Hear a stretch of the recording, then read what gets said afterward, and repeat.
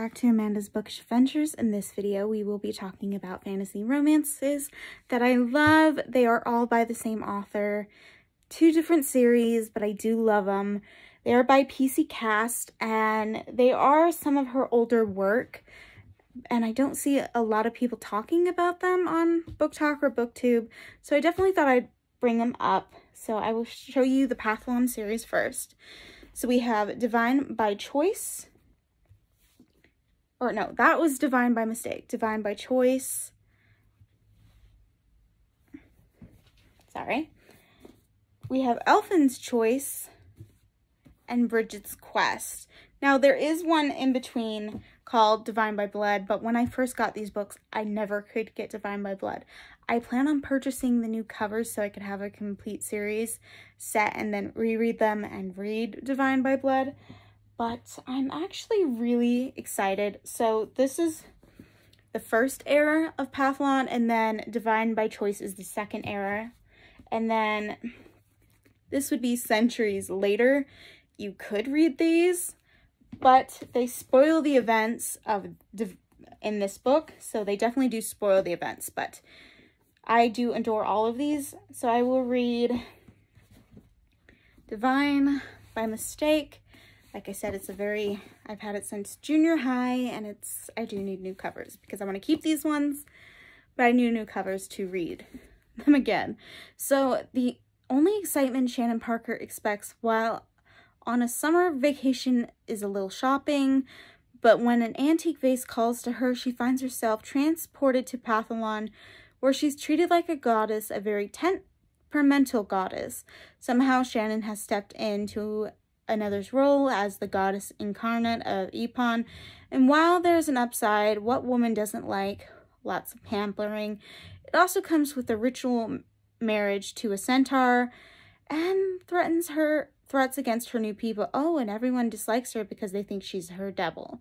Somehow Shannon needs to figure out how to get back to Oklahoma without being killed, married to a horse, or losing her mind. I do absolutely adore this series.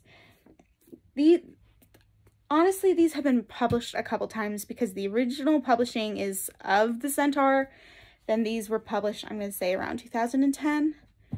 And then these. But the thing funny about the Century or later series is they were published by Harper Teen. And that's funny because this is adult content, and I'm so glad they were republished as adult romances. But I thought I would read to you this one because it is centuries later. Worship, set apart, unable to connect with others. Though most girls believe they are different, Elpame knows she is. Odd, strange, and unique. No one in Pathlon has her abilities or her connection to the goddess, and she has a destiny she's about to discover. A restless has infused her, leading to the other side of her country. The remnants of an evil war still lingers. Will Elpame be able to redeem both her country and her soulmate? A survivor of that war, the choice she makes now may bring disaster or a future in which she may never be alone again. Now, I absolutely adore the Pathlon series.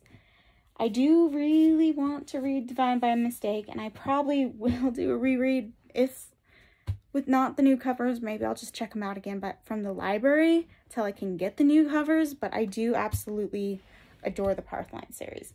Now, the next one is by PC Cast as well, as I said. But it's called the Goddess Summoning series, and I don't own one copy because I hate the cover, and they've never reprinted the cover. But it is the Goddess of Love's book, so they can be read as standalones. Some of them interconnect, but they are mythology. A couple of them are retellings, but I do absolutely love these books. So this is the Goddess of Light, and it did get a new cover on Amazon. I wouldn't buy the new cover. This cover is really beautiful over the new cover. So, tired of dating egomaniacs, interior designer Pamela Gray has nearly given up on men. She wants to be treated like a goddess, preferably by a god. As she whispers her wish, she unwittingly invokes the goddess Artemis, who has some tricks up her celestial sleeve. Twins Artemis and Apollo have been sent to the kingdom of Las Vegas to test their mantle. Their first assignment, make Pamela's wish come true. So Artemis volunteers her golden brother, and after all, who better than to a handsome god of light to bring love to this lonely woman? It might be a first, but here in Sin City, where life's a gamble, both god and mortal are about to bet on a high-stakes game of love. Hey, you only live once, or do you? Now, I absolutely adore all of these. They all have been 5 stars. I adore the writing that PC Cast did. This one is a Hades and Persephone's retelling, so it's the goddess of spring. Lena's Bakery in Tulsa is providing to be less lucrative less than lucrative. I am dyslexic, so a lot of these words are they trip me up, so I do apologize. And she needs a plan. When she stumbles upon an Italian goddess cookbook, Lena can't help but think she found her answer, even if that means summoning an ancient goddess. Soon enough, Lena finds herself face to face with the goddess Demeter, who proposes that Lena changes places with Persephone, the goddess of spring, who will breathe new life into her bakery.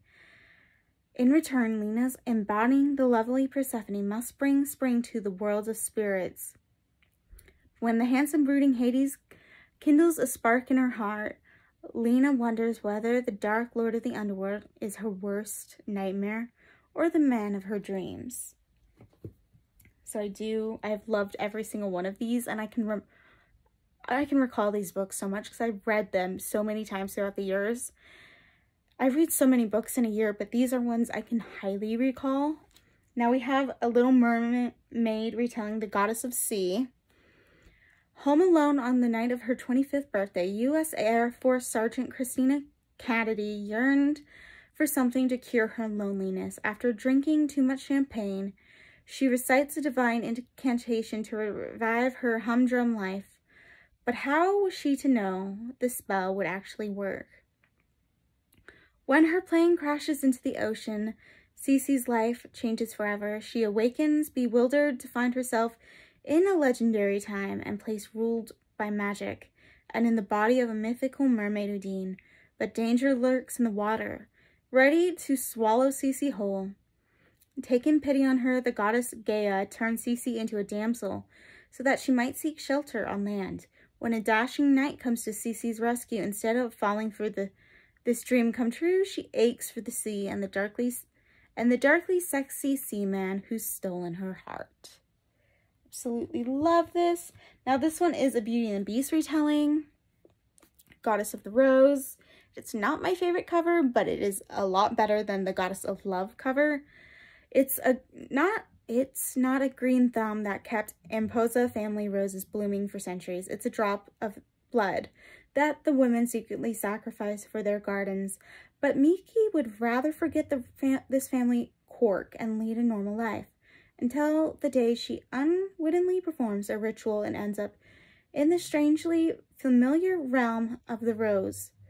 As its goddess Hector reveals to her, Miki has the blood of a high priestess running through her veins, and the realm has been waiting for her. In a long flash of temper, Hector cursed her guardian beast with a slumber that only her priestess can undo, and Hector is counting on Miki to set things right at first. The beast terrifies Miki, but he soon intrigues her more than any man ever has. But the only way he and the realm can be saved is for Miki to sacrifice her life, giving blood and herself.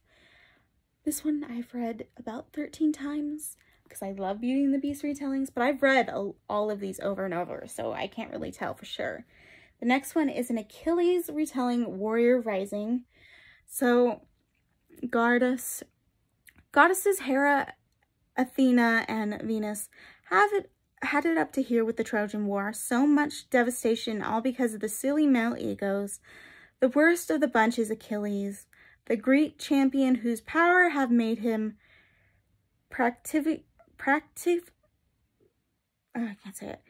invincible. To stop him would be to end the war. But the only way to stop a man like Achilles is to distract him with something far more pleasurable than combat. The three goddesses seize the chance when when a 21st century beauty named Kat and her best friend perish in a car crash in Tulsa, Oklahoma. In no time, the goddesses shift the friends' souls into the bodies of a Trojan princess and her handmaiden. Having no doubt that Kat will catch Achilles' attention, but can her independent fury spirit match the unquenchable fire of his epic rage? Goddess only knows. Now we have the last one, and it's a Camelot retelling or an Arthur retelling. I don't know how to say that. Isabel, a world-weary photojournalist, is grounded back home in Oklahoma when her car pummels off a bridge into the lake. Struggling on the goddess edge between life and death, she miraculously saved by the water goddess. But with one tiny caveat, Isabel must travel to another time to seduce the legendary Lancelot de Luc away from Queen Guinevere.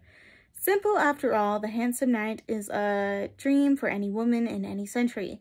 Unfortunately, Isabel is the only one seduced by the soulful eyes of the wise and soft-spoken King Arthur. But for Isabel, a deal is a deal. Now the king watches as fate takes from him the mysterious beauty he has come to worship, knowing all too well that any interference on his part could destroy the kingdom he loves. Now, there is a lake on the cover, but I do think this one should have been blue as well. I think it would have, because the goddess of water, I think it should have been blue, but it is still a pretty cover, a lot better than the Goddess of Love's cover. I have read these books 1,000 times, and I highly recommend them. They are some of PC Cast's best work. I have read some of the books of the House of Night series, and I did enjoy it until it got kind of repetitive, so I do recommend these. I haven't read her newer work, like I think I've said in this one, but I plan on doing that to get a catch-up, but I do recommend these fantasy romances.